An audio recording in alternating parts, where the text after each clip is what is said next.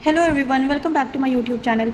आज इस सेशन में हम डिस्कस करने वाले हैं सेट 9। तो यहाँ पे 72nd बीपीएससी प्रीलिम्स के लिए हम प्रैक्टिस कर रहे हैं और 8 वीडियोस जो हैं यानी कि 8 सेट्स हम लोग ऑलरेडी अपलोड कर चुके हैं चैनल पे। आप लोग वहाँ से भी जाके प्रैक्टिस कर सकते हैं। एंड ये जो है पूरा बेसिकली हम 72nd बीपीएससी के लिए पूरी होल रिविजन कर रहे हैं थ्रू MCQ। ठीक है, सो पूरी रिवीजन हम MCQ के थ्रू कर रहे हैं। 26 जुलाई को आपका एग्जाम है एंड ये वीडियोस जो हैं जितने भी क्वेश्चंस हैं ये बहुत हेल्पफुल रहने वाले हैं आप लोगों के लिए। तो स्टार्ट करते हैं सेशन को। फर्स्ट क्वेश्चन है, who was the editor of the famous dynamic journal इनकलाब फाउंडेड इन लाहौर इन 1922। सो एक तो इनकलाब जो है, इनकलाब जर्नल ये लाहौर में स्टार्ट की गई थी 1922 में। और ये स्टार्ट किसने की थी? ये स्टार्ट की थी गुलाम हुसैन ने। सो यहाँ पे ऑप्शन ए जो हो जाएगा हमारा right answer, Ghulam Hussain. The next question is the famous Dashavatara temple, one of the earliest structural stone temples in India, is located at. सो एक तो आपको ये याद रखना है कि जो दशावतारा टेम्पल है, दशावतारा टेम्पल ये स्टोन टेम्पल है। ठीक है, स्टोन टेम्पल है, क्योंकि ये आ जाता है स्टेटमेंट में या ऐसे दे देंगे एग्जाम्पल में कि इनमें से कौन सा स्टोन टेम्पल है, अर्ली स्टोन टेम्पल्स। तो आपको याद रखना है कि दशावतारा टेम्पल जो है ये स्टोन टेम्पल है, अर्ली स्टोन टेम्पल है। एंड दशावतारा टेम्पल की अगर हम बात करें तो ये कहाँ है? ये उत्तर प्रदेश में है। ठीक है, उत्तर प्रदेश में है। एंड उत्तर प्रदेश में किस जगह? तो उत्तर प्रदेश की अगर हम बात करते हैं स्पेसिफिकली तो ये ललितपुर में है। एंड ललितपुर में भी कहाँ पे? देवगढ़ में। सो ऑप्शन ए जो हो जाएगा हमारा राइट आंसर हो जाएगा देवगढ़। द नेक्स्ट क्वेश्चन, अच्छा और ये जो है गुप्ता एरा के टाइम का जो है ये टेम्पल है, क्योंकि अगर हम टेम्पल आर्किटेक्चर की बात करते हैं तो टेम्पल आर्किटेक्चर का गोल्डन एज जो है वो कौन से जो है डायनेस्टी के टाइम पे रहा था? तो वो गुप्ता टाइम पे था।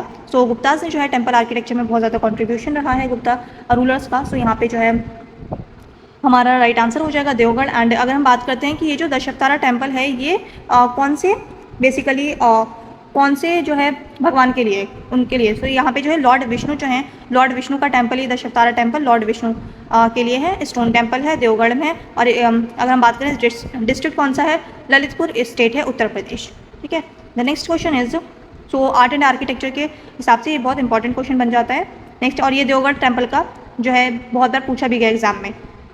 नेक्स्ट क्वेश्चन है, under which British governor general was the lex loci act passed establishing inheritance rights for religious converts. तो यहाँ पे अगर हम लेक्स लोकी एक्ट की बात करें तो ये जो है एक मतलब जो 1857 का रिवोल्ट हुआ है तो एक ये रीज़न भी था। लेक्स लोकी एक्ट जो है ये भी एक बहुत बड़ा रीज़न था ये इस रिवोल्ट के पीछे।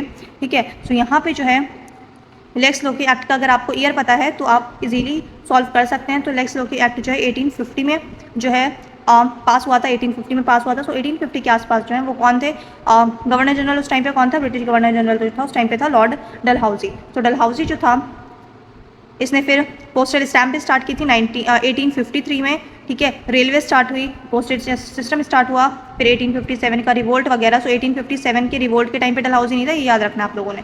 ठीक है, बट ये जो एक्ट आया है 1850 में इसके टाइम पे कौन था? लॉर्ड डलहौजी। एंड ये पोस्टल सिस्टम, ट्रेन जो स्टार्ट हुई है ये सब किसके टाइम पे हुई थी? डलहौजी के टाइम पे हुई थी। टेलीग्राफ हो गया तो ये सब जो है डलहौजी के टाइम पे हुई थी। तो ये इंपॉर्टेंट कंट्रीब्यूशन रहा इसका। सो ऑप्शन ए जो हो जाएगा यहाँ पे राइट आंसर हो जाएगा। नेक्स्ट है, बट एक चीज़ आपको इंपॉर्टेंट याद रखनी कि 1857 का जब रिवोल्ट हुआ है तो उस टाइम पे डलहौजी नहीं था। ठीक है, उस टाइम पे जो है लॉर्ड कैनिंग था। तो यहाँ पे ये चीज़ आपको अच्छे से ध्यान में रखनी है कि लॉर्ड कैनिंग था 1857 के रिवोल्ट में, डलहौजी नहीं था। सो नेक्स्ट है अब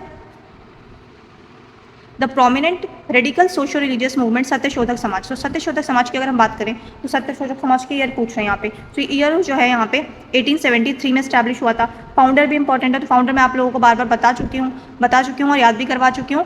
सो सत्य की ज्योति इस तरीके से हमने याद किया था। सो सत्यशोधक समाज जो है ज्योतिराव फुले ने स्टार्ट किया था। सो ये जो है पूरा मूवमेंट स्टार्ट किसने किया था? ज्योतिराव फुले ने। सत्यशोधक समाज ज्योतिराव फुले, सत्य की ज्योति इस तरीके से याद कर सकते हैं आप, सत्य की ज्योति। ठीक है, सो सत्यशोधक समाज ज्योतिराव फुले। ईयर कौन सा था? 1873। सो ऑप्शन ए जो हो जाएगा यहाँ पे हमारा राइट आंसर हो जाएगा। और स्टार्ट कहाँ किया गया था? ये पुणे में। ठीक है, पुणे में। The next question is the dynamic royal revenue term hasil in the medieval Mughal land administration मेंट। सो ये जो है हासिल टर्म, एक तो ये चीज़ पता होनी चाहिए कि मेडिवल टर्म है। ठीक है, मेडिवल टर्म है, मुगल्स के टाइम पे यूज़ होता था। और किस लिए यूज़ होता था? लैंड एडमिनिस्ट्रेशन के लिए। ठीक है, अब लैंड एडमिनिस्ट्रेशन में भी स्पेसिफिकली अगर हम बात करें तो किस चीज़ के लिए? फिर एक्चुअल रेवेन्यू कलेक्शन के लिए जो है ये यूज़ किया जाता था, एक्चुअल रेवेन्यू कलेक्टेड। तो यहाँ पे ऑप्शन बी जो हो जाए, ऑप्शन ए जो हो जाएगा राइट आंसर हो जाएगा, एक्चुअल रेवेन्यू कलेक्ट, मतलब जितने भी रेवेन्यू कलेक्ट हुआ है उसको क्या कहते थे? उसको कहते थे हासिल। ठीक है, सो ऑप्शन ए हो जाएगा यहाँ पे हमारा राइट आंसर। और यहाँ पे एक और टर्म होती है जमा। ठीक है, सो जमा जो है इसका क्या मतलब होता था, जमा टर्म यूज़ की जाती थी एस्टिमेटेड रेवेन्यू के लिए, ठीक है। एस्टिमेटेड रेवेन्यू के लिए जमा वर्ड यूज़ होता था एंड हासिल वर्ड यूज़ होता था एक्चुअल रेवेन्यू कलेक्ट, जो एक्चुअल रेवेन्यू कलेक्ट होता था उसके लिए हासिल, एंड जो एस्टिमेट लगाया जाता था कि कितना रेवेन्यू कलेक्ट हो सकता है तो उसको कहते थे जमा, ठीक है। वो एस्टिमेट रेवेन्यू होता था, हासिल होता था हमारा actual revenue collection. The next question is During the 1857 revolt, who led the resistance against the British inside the princely state of Jhansi after the fall of fort? So यहाँ पे कह रहे हैं after the fall of the fort. So Jhansi का आप लोगों को पता है, सबसे फेमस है, याद करने की जरूरत नहीं है, बचपन से ही पढ़ा है कि रानी लक्ष्मीबाई, ठीक है, रानी लक्ष्मीबाई। बट अगर यहाँ पे हम बात करते हैं, यहाँ पे स्पेसिफिकली मेंशन किया है after the fall of the fort. So इसके बाद जो है क्या हुआ था, झांसी की जो रानी थी, रानी लक्ष्मीबाई, इनकी हेल्प करने के लिए कौन आ गए थे, तांतिया टोपे, ठीक है। सो तांतिया टोपे आ गए थे, तो इनका बहुत इंपॉर्टेंट रोल रहा था। सो यहाँ पे जो हो जाएगा after the fall of fort, तो इस वजह से आंसर जो हो जाएगा हमारा वो हो जाएगा तांतिया टोपे। तो यहाँ पे तांतिया टोपे जो हो जाएगा राइट आंसर हो जाएगा हमारा। नेक्स्ट है the historic Aruvippuram movement of 1888 challenging upper caste monopoly over temple installation rituals was launch by. So Aruvippuram movement जो है, एक तो आपको याद रखना है कि कौन सा ईयर इंपॉर्टेंट है। सो अरावीपुरम का ईयर जो है इस मूवमेंट का 1888, ठीक है। एंड यहाँ पे पूछ रहे हैं कि स्टार्ट किसने किया था, तो स्टार्ट किया था नारायण गुरु ने। तो यहाँ पे ऑप्शन ए हो जाएगा right answer, Narayana Guru. The next question is the dynamic revolutionary weekly newspaper Yugantar was founded in Calcutta in 1906 by. तो युगांतर की अगर हम बात करें तो युगांतर 1906 में स्टार्ट हुआ था, एंड ये जो है अनुशीलन, जो अनुशीलन के जो लोग थे उन लोगों ने स्टार्ट किया था। सो यहाँ पे अनुशीलन से रिलेटेड अगर हम बात करते हैं तो अनुशीलन से रिलेटेड कौन कौन से यहाँ पे मेंबर्स थे, सो ये थे Varendra Kumar Ghosh and Bhupendra Nath Datta. So option A जो हो जाएगा ये हमारा राइट आंसर हो जाएगा, ऑप्शन ए। नेक्स्ट है The prominent architectural feature called the Pietra Dura, inlay work of semi-precious stones, was first extensively used in which structure? So ये जो है ये फीचर, आर्किटेक्चर फीचर पिएट्रा डूरा, ये जो है कौन से स्ट्रक्चर में सबसे पहले यूज़ किया गया है, तो ये किस में यूज़ किया गया था, ये टूम्ब ऑफ इत्मदादुद्दौला, ठीक है। सो यहाँ पे ऑप्शन ए हो जाएगा हमारा राइट आंसर, टूम्ब ऑफ इत्मदादुद्दौला के इसमें यूज़ किया गया था। और ये जो है किसने, ये टूम्ब जो है ये किसने बनवाई थी, ये नूरजहाँ ने बनवाई थी अपने फादर के लिए, ठीक है, अपने फादर की, इनकी फादर की टूम्ब है, ठीक है। सो यहाँ पे नूरजहाँ ने बनवाई थी। ये वाइट मार्बल स्ट्रक्चर्स यूज़ किए गए हैं, वाइट मार्बल्स यूज़ किए गए हैं यहाँ पे, ठीक है। तो स्टेटमेंट्स में पूछ सकते हैं ऐसे। सो यहाँ पे ऑप्शन ए हो जाएगा हमारा राइट आंसर। नेक्स्ट है Who among the following was the frontline defense lawyer representing the INA prisoners during the famous Red Fort trials of 1945? So जो INA ट्रायल हुआ है, ये INA ट्रायल 1945, तो इसमें कौन से लॉयर जो थे ये रिप्रेजेंट कर रहे थे प्रिजनर्स को? सो यहाँ पे जो थे भूलाभाई देसाई, भूलाभाई देसाई जो थे ये लॉयर थे। ऑप्शन ए जो हो जाएगा हमारा राइट आंसर हो जाएगा Bhulabhai Desai. The next question is, अच्छा और ये डिफेंड जो है किसको कर रहे थे, तो जिसे डिफेंड कर रहे थे उनका नाम भी आपको पता होना चाहिए क्योंकि वो INA से रिलेटेड। सो INA में जितने भी इंपॉर्टेंट लीडर्स रहे हैं तो उनका नाम आपको पता होना चाहिए। तो प्रेम सहगल, एंड अगर हम बात करते हैं गुरबख्श ढिल्लो एंड शाहनवाज खान। सो शाहनवाज खान, तो ये तीन नाम जो है बहुत इंपॉर्टेंट है, ये आपको याद रखना है। लॉयर का नाम था Bhulabhai Desai. The next question is which peak is structurally designated as the highest point of the Nilgiri hills? तो नीलगिरी हिल्स की हाईएस्ट पॉइंट कौन सी है? नीलगिरी हिल्स की हाईएस्ट पॉइंट की अगर हम बात करें तो यह है डोडा बेटा, डोडा बेटा। तो ऑप्शन ए हो जाएगा राइट आंसर। है कहाँ? कर्नाटका में, ठीक है, कर्नाटका में है।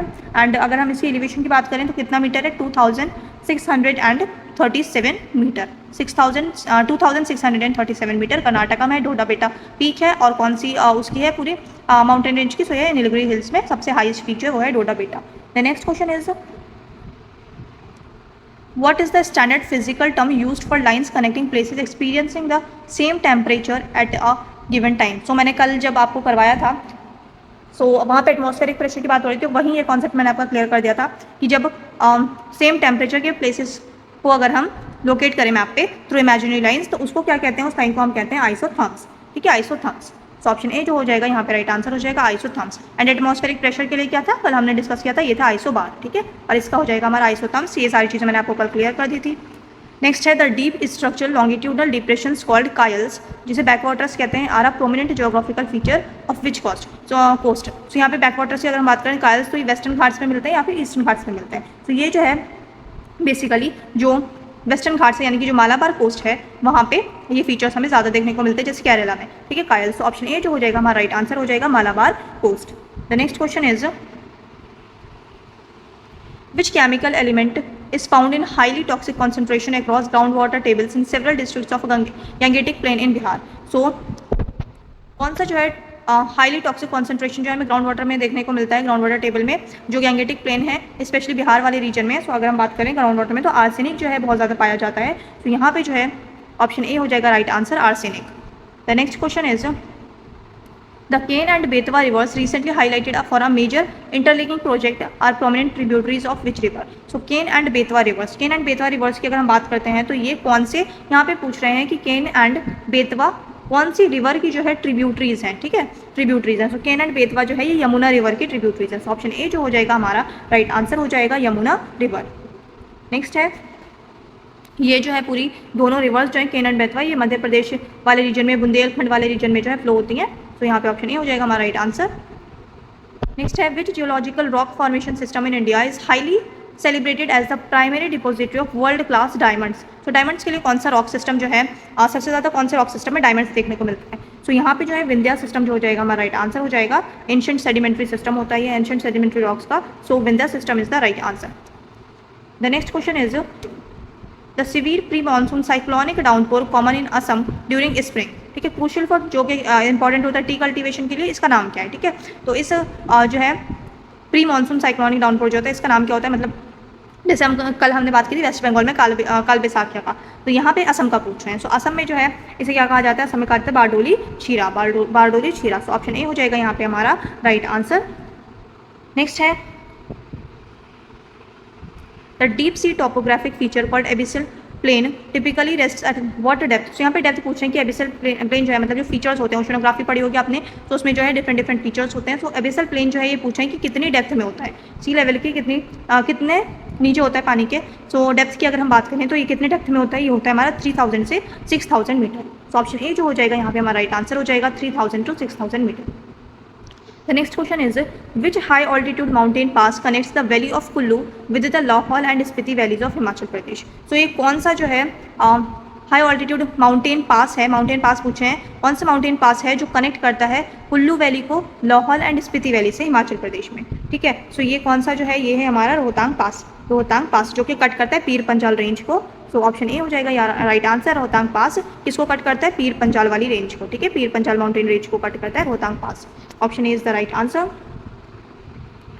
नेक्स्ट है, in the global oceanic circulation framework the cold current, ठीक है, यहाँ पे कोल्ड करंट्स जो हैं जितने भी ओशनिक करंट्स मैंने आपको बताया था सब इंपॉर्टेंट है। कोल्ड करंट, वार्म करंट्स, ठीक है, कहाँ से फ्लो हो रहा है, किस डायरेक्शन में फ्लो हो रहा है, कौन से ओशन में फ्लो हो रहा है, ठीक है, और कौन सी कंट्री के वेस्टर्न कोस्ट पे, कौन सी कंट्री के ईस्टर्न कोस्ट पे, ये सारी चीज़ें बहुत अच्छे से आपको पता होना चाहिए। सो कोल्ड करंट यहाँ पे पूछ रहे हैं, in a global oceanic circulation framework the cold current flowing along the western coast of the South America. So अगर हम साउथ अमेरिका की बात करते हैं तो यहाँ पे अगर हम साउथ अमेरिका की बात करें तो साउथ अमेरिका के पूछ रहे हैं कि वेस्टर्न कोस्ट पे, ठीक है, तो इस वाले कोस्ट पे, वेस्टर्न कोस्ट पे अगर हम बात करें तो यहाँ पे जो है कौन सा करंट होता है? तो यहाँ पे कौन सी वो है, यहाँ पे कौन सी कंट्री? यहाँ पे है पेरू, ठीक है, सो इसको हम पेरू करंट भी कहते हैं एंड हमबोल्ट करंट भी कहते हैं, जो एक कोल्ड करंट होता है, ठीक है। सो यहाँ पे ऑप्शन ए जो हो जाएगा हमारा राइट आंसर हो जाएगा हमबोल्ट करंट या फिर पेरू करंट। लो कोल्ड करंट होता है, लो सैलिनिटी होती है इसमें एंड साउथ अमेरिकन कोस्ट पे जो है ये वो करता है। अच्छा, और एक चीज़ इंपॉर्टेंट, यहाँ पे आटाकामा डेजर्ट है, सो आटाकामा डेजर्ट के जो फॉर्मेशन में एक इंपॉर्टेंट रोल जो है इस करंट का भी है, ठीक है, सो ऑप्शन ए हो जाएगा यहाँ पे right answer.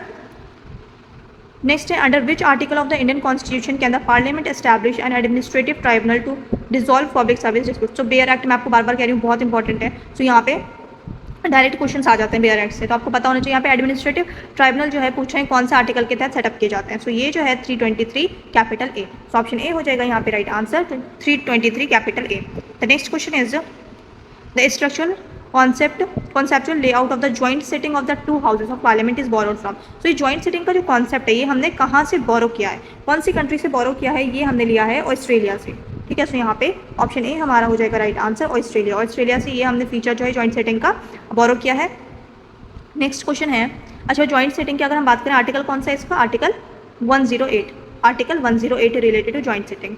The next question is which constitutional amendment act accorded constitutional status, अच्छा, so National Commission for backward classes. So national commission for backward classes को कॉन्स्टिट्यूशनल स्टेटस जो मिला है, ठीक है, कॉन्स्टिट्यूशनल स्टेटस कौन सी अमेंडमेंट के तहत मिला है, कौन से ईयर में मिला है, तो इंपॉर्टेंट हो जाता है। तो यहाँ पे नेशनल कमीशन के एनसीबीसी की अगर हम बात करें, national commission for backward classes 2018 में से कॉन्स्टिट्यूशनल स्टेटस मिला है, ठीक है। एंड 2018 में कौन से आर्टिकल, कौन से अमेंडमेंट के तहत, सो 102 अमेंडमेंट एक्ट 2018 के तहत एनसीबीसी को कॉन्स्टिट्यूशनल स्टेटस दिया गया है। और आर्टिकल की अगर हम बात करें तो आर्टिकल है 338B, 338B, ठीक है।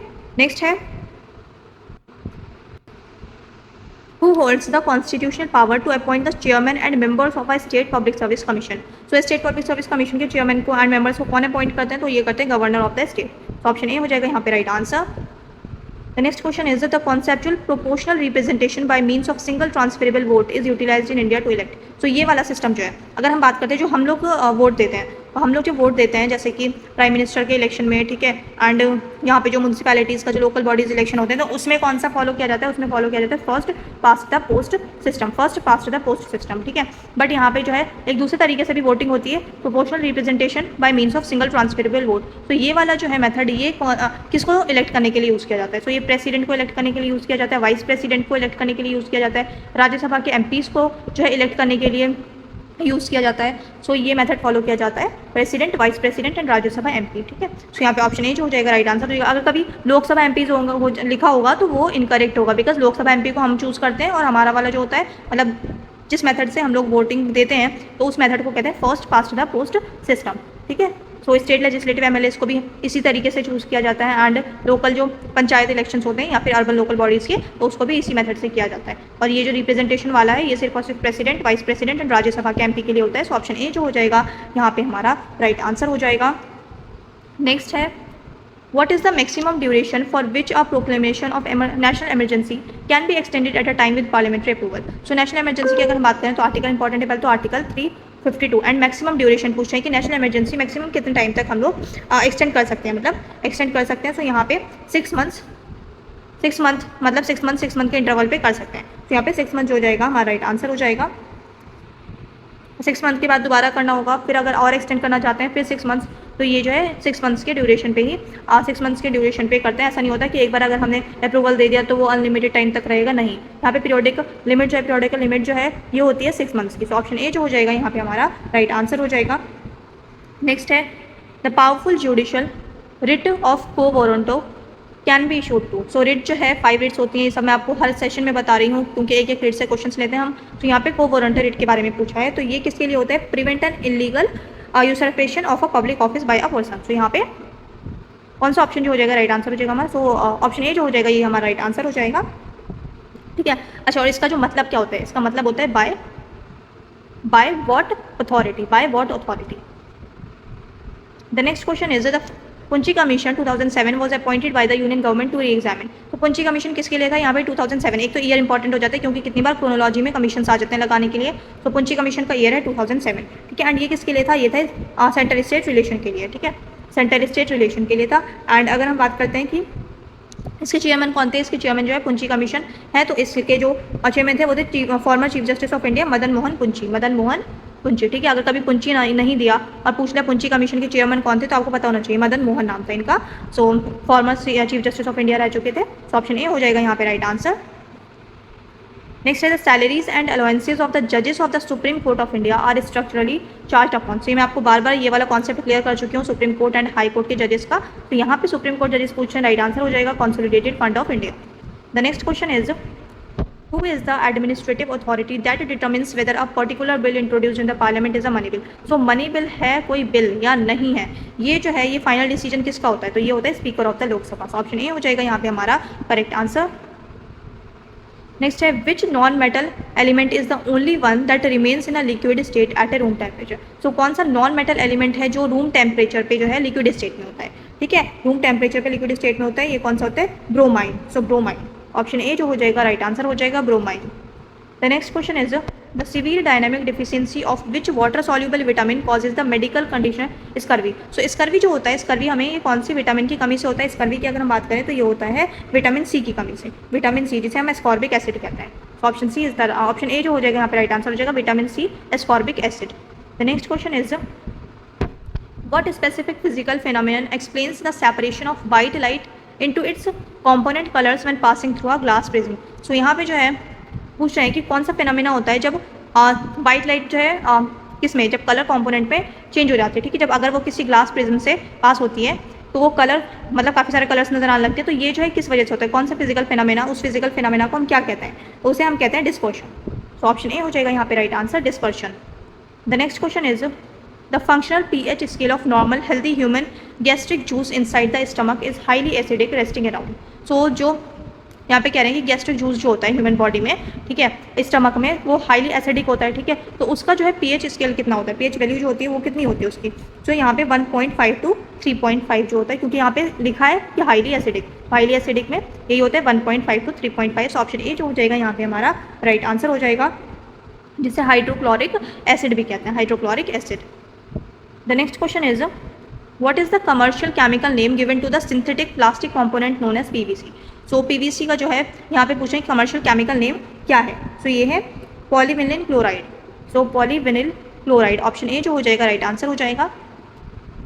विच cellular organelles are popularly designated as the suicide bags of a biological cell due to their hydrolytic enzymes. तो सुसाइड बैग्स किसे कहते हैं, सुसाइड बैग्स जो है वो कहा जाता है लाइसोसोम्स को, ठीक है, lysosomes. Option A is the right answer, lysosomes. The next question is the radioactive isotope cobalt-60 is extensively deployed in modern medicine for the clinical treatment. So ये रेडियोएक्टिव आइसोटोप कोबाल्ट-60 जो है ये किस में यूज़ किया जाता है, किस चीज़ की मेडिकल ट्रीटमेंट में यूज़ किया जाता है, सो ये कैंसर में जो है यूज़ किया जाता है, सो कैंसर के ट्रीटमेंट के लिए यूज़ किया जाता है। सो ऑप्शन ए हो जाएगा यहाँ पे राइट आंसर, कैंसर। नेक्स्ट है what type of spherical mirrors is universally utilised by dentist. So dentist जो है कौन सा मिरर यूज़ करते हैं, ठीक है, view magnified images of a patient teeth. तो पेशेंट के टीथ को जो देखते हैं वो जो इंस्ट्रूमेंट होता है उनके हाथ में, तो उसमें कौन सा ग्लास होता है, ठीक है, तो कौन सा ग्लास होता है इसमें कॉनकेव मिरर होता है, ठीक है, concave mirror. So option A हो जाएगा यहाँ पे right answer, concave mirror.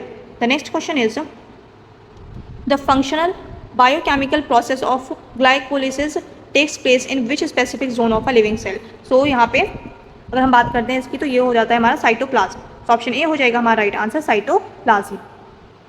The next question is which gas behaves as the primary and most explosive component inside compressed natural gas. तो सीएनजी में जो है ये पूछ रहे हैं कि प्राइमरी एंड मोस्ट एक्सप्लोसिव जो है कंपोनेंट जो होता है वो कौन सी गैस होती है, तो यहाँ पे अगर हम बात करें तो वो होती है मिथेन, ठीक है, 80 to 90% जो है वो मिथेन होती है, 80 to 90%।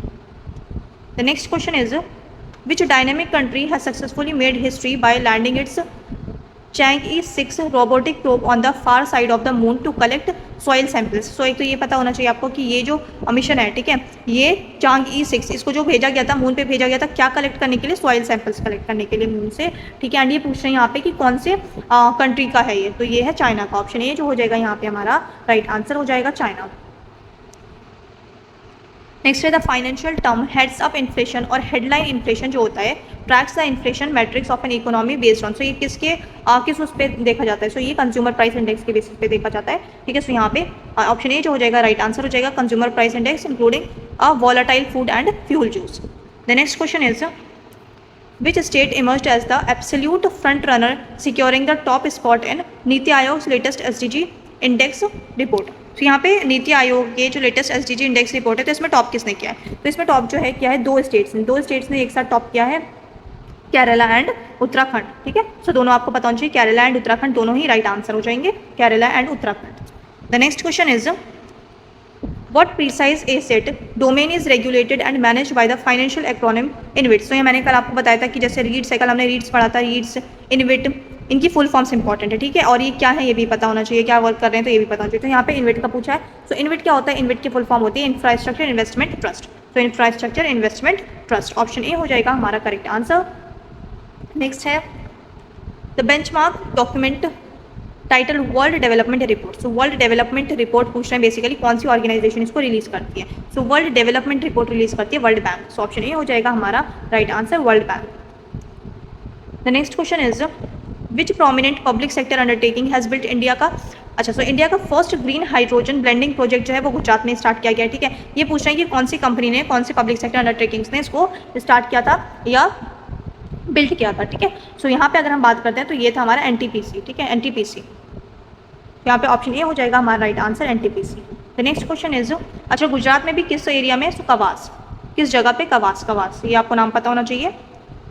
नेक्स्ट है the economic phenomenon where a nation faces high inflation confront with stagnant economic growth and rising unemployment is. तो यहाँ पे कह रहे हैं कि जो इकोनॉमी में जब ये सिचुएशन होती है कि हाई इन्फ्लेशन होता है, इन्फ्लेशन जो है इन्फ्लेशन हाई होता है, ठीक है, एंड जो इकोनॉमिक ग्रोथ है, इकोनॉमिक ग्रोथ ना तो वो बहुत ज़्यादा बढ़ रही है ना ही बहुत ज़्यादा लोअर जा रही है, वो स्टैग्नेंट है, ठीक है, इकोनॉमिक ग्रोथ जो है, इकोनॉमिक ग्रोथ वो स्टैग्नेंट है।